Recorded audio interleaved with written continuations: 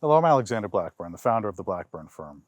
In this video, we'll discuss who the law protects against sexual harassment. In California, the Fair Employment and Housing Act is the primary law prohibiting workplace sexual harassment.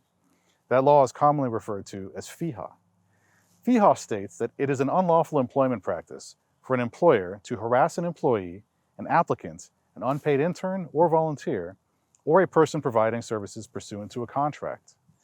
Of note in the language of the law is the fact that you don't need to be a paid employee to be protected against sexual harassment.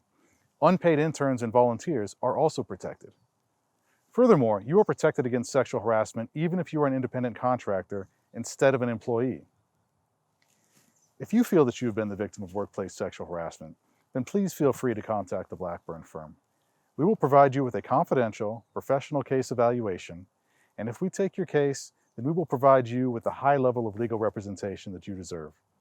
Thank you for your time. I hope you found this video useful, and please see our other helpful tutorials.